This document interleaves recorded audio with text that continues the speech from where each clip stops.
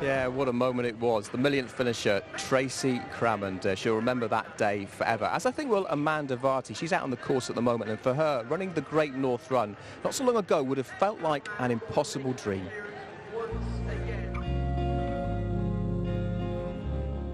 It was 2002 when I took ill, and just before then things were just so good. We'd just celebrate our 10th wedding anniversary, and I'd actually just had my 30th birthday, and just then it all fell apart. I was literally becoming more disabled by the day. Got to the point where I was so weak I couldn't even lift a fork to my mouth. Just feeling very, very disabled and very, very unwell. And then finally it actually took 18 months before I was diagnosed, and it was actually a relief to be finally told the name of the illness was ME. And how it did look for me was 9 years bedbound in a darkened room because I had such severe light sensitivity, and I developed very severe food allergies, and that made my face swell up and break out in boil-like sores and bring me to the point where I couldn't even look in the mirror without crying because I couldn't recognise my own face anymore.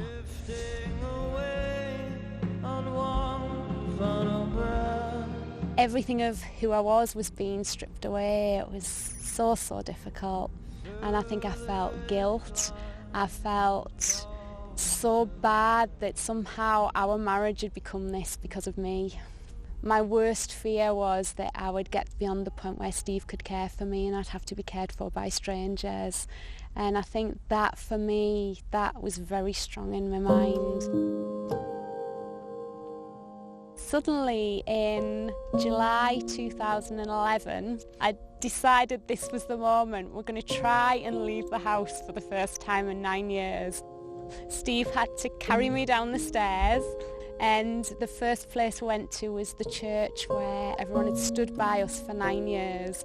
And when we got into church, I had to be laying across 3 chairs, but I didn't care because I'd made it. I was out of the house for the first time in 9 years.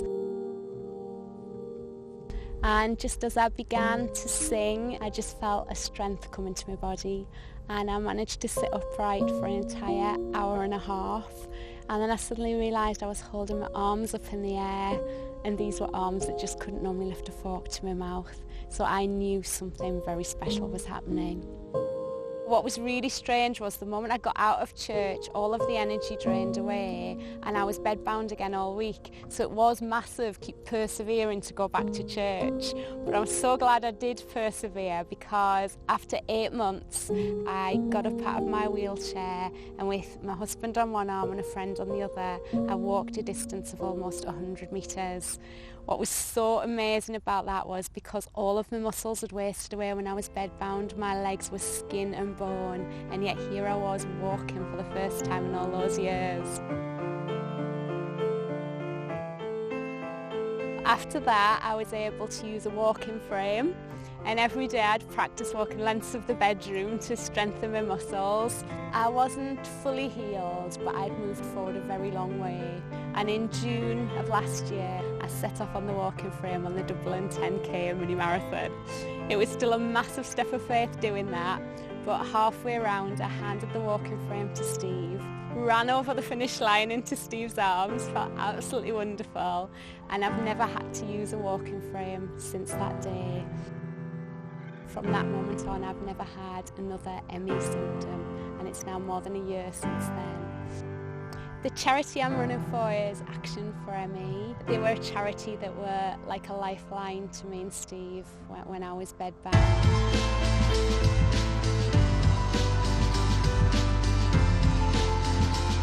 Because of the ME, I've not been able to go back to Newcastle for almost 13 years, and for me and Steve, both from up there, that has been like a hole in our hearts. So it's going to be wonderful to go back.